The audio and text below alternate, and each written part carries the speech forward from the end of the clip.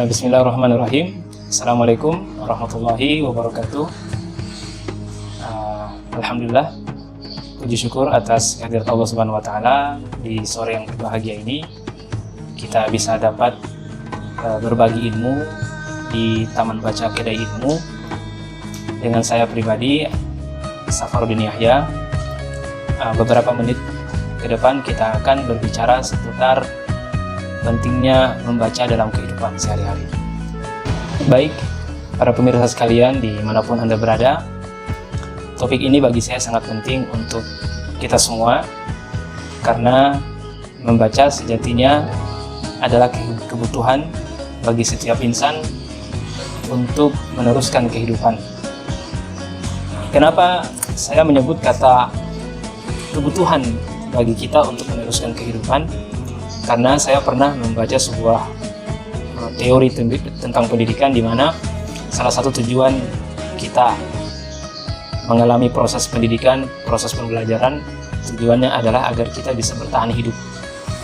Jadi orang bisa mencari nafkah, bisa mencari rezeki itu atas dasar ilmu pengetahuan. Dan ilmu pengetahuan itu kita peroleh baik melalui bangku sekolah kita belajar, atau juga melalui berbagai macam literatur bacaan yang kita baca setiap hari. Kalau kita sebagai masyarakat muslim, tentunya ada salah satu motivasi di dalam Al-Quran, yaitu yang pertama adalah Allah Subhanahu wa Ta'ala memerintahkan kita sebagai pencipta, yaitu untuk Iqra bismi rabbikal ladzi khalaq. Bacalah dengan menyebut nama Tuhanmu yang telah menciptakanmu. Jadi ini adalah ayat yang pertama kali turun untuk kita semua yang beragama Islam untuk memperbanyak membaca. Secara sederhana saya ingin mengutip sebuah tafsir yang ditulis oleh Profesor Dr. Quraish Shihab dalam tafsir Al-Misbah. Dikatakan, kenapa Allah Subhanahu wa Ta'ala menurunkan ayat tentang Iqra ini? Kenapa tidak bercerita tentang ayat yang lain saja? Apakah ayat tentang peperangan misalnya, ayat tentang turunnya Al-Quran misalnya? Tapi kok kenapa Allah justru ingin mengingatkan kita untuk banyak-banyak membaca atau tentang ayat Iqra ini? Kata Quraish Shihab, salah satu tujuannya adalah sebab dengan membaca, kemajuan dan peradaban akan tercipta. Artinya, orang dengan banyak membaca, maka dia akan banyak tahu segala hal. Ketika orang sudah tahu, maka dia dapat memutuskan untuk memilih mana yang benar dan mana yang salah. Bahkan dengan banyak membaca, dia bisa meneruskan kehidupannya, membangun kehidupan yang lebih baik, atau dengan membaca mampu menyelamatkan dirinya akan kehidupan akhirat yang jauh akan dia dapatkan atau akan dia peroleh. Jadi inti yang pertama adalah Allah Subhanahu wa Ta'ala menurunkan ayat Iqra ini karena kemajuan dan peradaban itu muncul daripada membaca.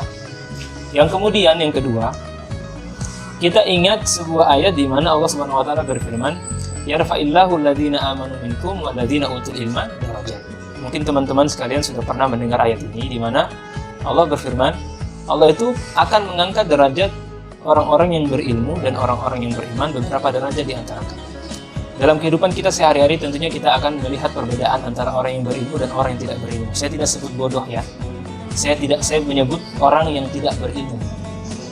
Orang yang berilmu dia mendapatkan beberapa derajat penghormatan, penghargaan, apresiasi dari masyarakat jauh dibandingkan dengan mereka orang-orang yang tidak berilmu atau meremehkan ilmu pengetahuan.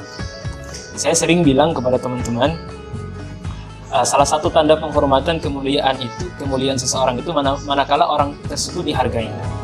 Saya kasih contoh sederhana. Coba kalau kita masuk ke dalam sebuah pesta acara, sebutlah pesta acara pernikahan, maka dipastikan akan ada 3 orang itu yang mendapatkan penghormatan dan penghargaan yang berbeda dibandingkan tamu-tamu undangan yang lain. Yang pertama adalah mereka pejabat. Kenapa dihormati, dihargai? Karena mereka mempunyai jabatan. Yang kedua, orang kaya.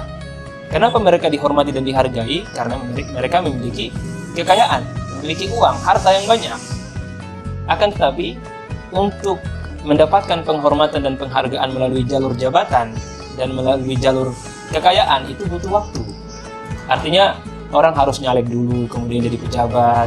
Orang harus berusaha payah dulu, berdagang sampai sekian tahun, kemudian dia menjadi orang kaya lalu mendapatkan penghormatan dan penghargaan. Tapi ada jalur yang ketiga, yaitu jalur ilmu. Jadi ada ustadz misalnya, kiai misalnya, dosen misalnya, profesor doktor misalnya. Jadi kalau mereka memasuki sebuah pesta, pasti mereka akan mendapatkan penghormatan yang sama sebagaimana penghormatan yang diperoleh oleh mereka yang kaya raya dan mereka pejabat. Jadi dari contoh analogi yang sederhana yang saya sampaikan tadi menunjukkan di mana benar Allah Subhanahu wa taala akan mengangkat derajat orang-orang yang berilmu beberapa derajat dibandingkan orang-orang yang tidak berilmu.